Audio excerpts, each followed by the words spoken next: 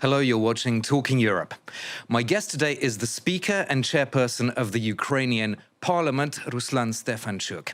He was elected in October 2021, just a few months before full-scale war began. A highly experienced political hand, he's a close ally of President Volodymyr Zelensky and second in line to the presidency under Ukraine's constitution. He's also a respected legal scholar and a member of the National Academy of Legal Sciences of Ukraine. Welcome to the program.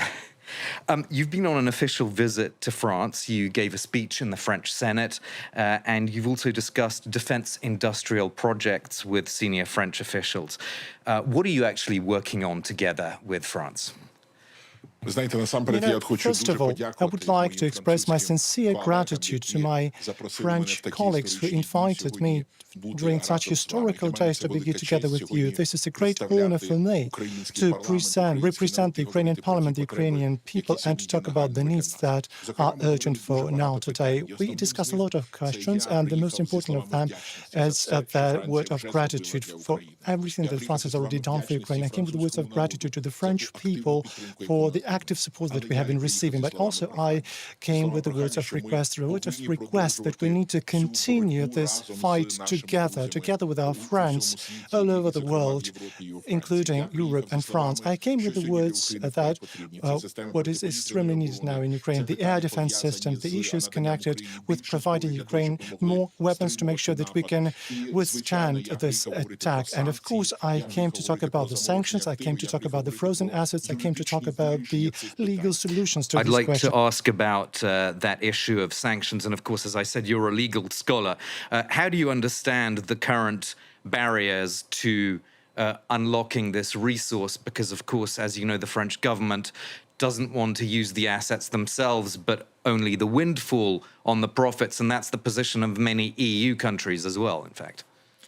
Yesterday, we had a very good discussion on this topic, and as lawyers, we said that the law can protect only the good and the justice, and the law cannot protect the aggressor, the killer, the murderer, the rapist.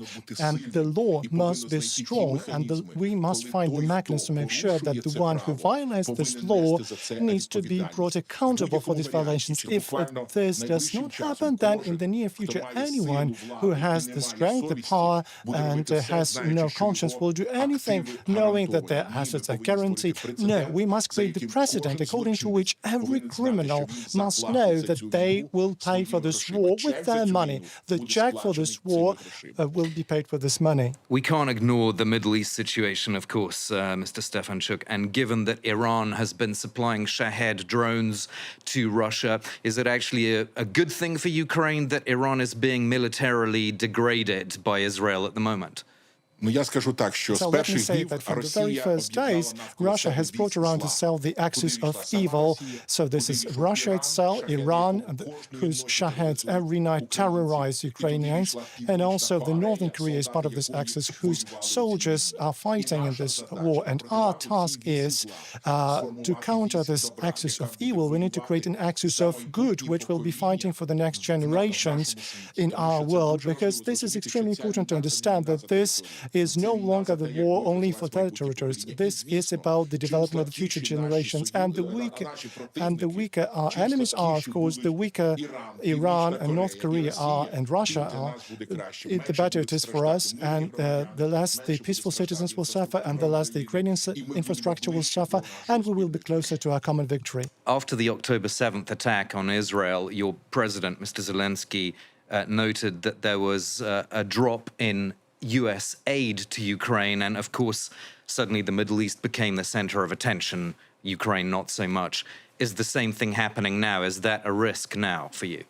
Of course, we have always believed, and we do believe, that the United States are one of our powerful partners, and we have received a lot of support from the United States. And we want to make sure that this continues, because the US is the country which is a foothold of democracy and the country that ensures the international law. And Putin wants to ruin this international order. And of course, Ukraine wants to make sure that those agreements that Ukraine received about supply with weapons are fulfilled. And Ukraine today is investing a lot into the victory by protecting the eastern flank of NATO from Russia's assault. And we are paying a horrible price for this. We're paying with the lives of our best sons and daughters. And that's why it's very important to make sure that our partners understand this and support Ukraine. Yes, we need American support, and we hope that the US will go back to this discussion and will make everything possible to make sure that Ukrainians are confident that we are not alone.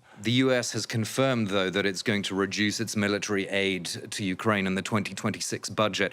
There are some European countries that are trying to fill this gap, the UK, France, some of the Nordic countries, but presumably there are other countries in the EU and NATO that you're hoping for more military support from.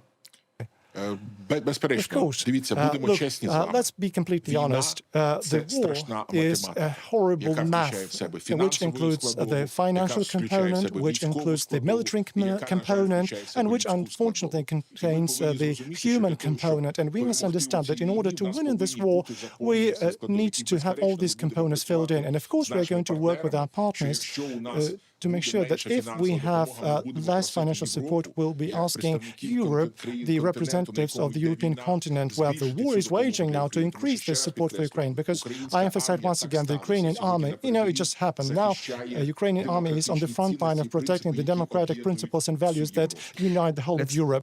Let's talk a bit about Ukraine's EU accession process. The European Commission has said that Ukraine has done its homework in 3 clusters, as they're called. Right now, the process is being held up or certainly slowed down by the Hungarian government. Indeed, Hungary has been holding a referendum on Ukraine's membership of the EU. So is this process actually blocked now?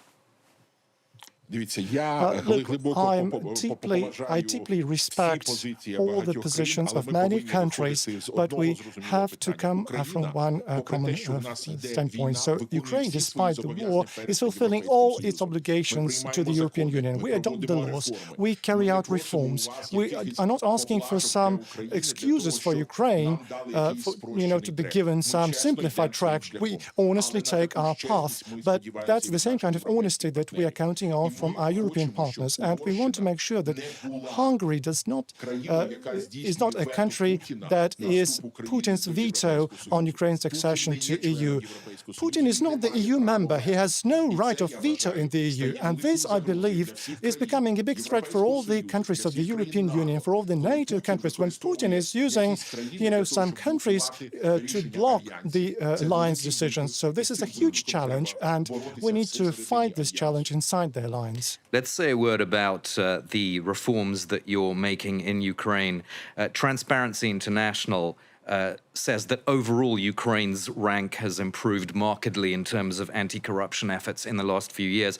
But interestingly, in the 2024 rankings, Ukraine dropped slightly.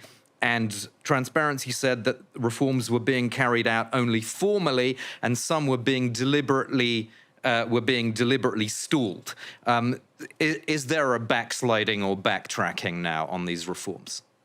No backtracking at all. So I am the head of the parliament that adopts all the laws associated with our anti-corruption policy, and the parliament has never been withholding and not blocking any kind of initiatives. On the contrary, every week we adopt the laws that bring us closer to the European Union, and our task is to make everything possible that Ukraine meets all the requirements. And the situation has changed in Ukraine back in 2005 and in 2025 are different countries, and today we can bring to the responsibility the top officials, demonstrating to others that the fight against corruption is irreversible in our country. And for example, the ex-head of the Supreme Court received a suspicion, and a couple of ministers received this notification of suspicion. That's the first time ever in the history of Ukraine.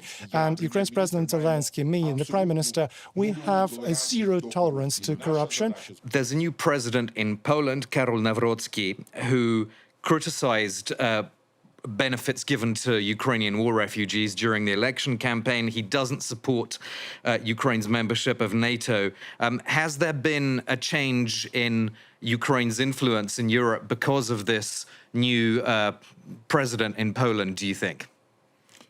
I think that Poland is one of our closest neighbors, and the Polish people are, and we deeply respect the Polish people, because in the most difficult of times during the war, it was Poland that became our closest ally territorially too.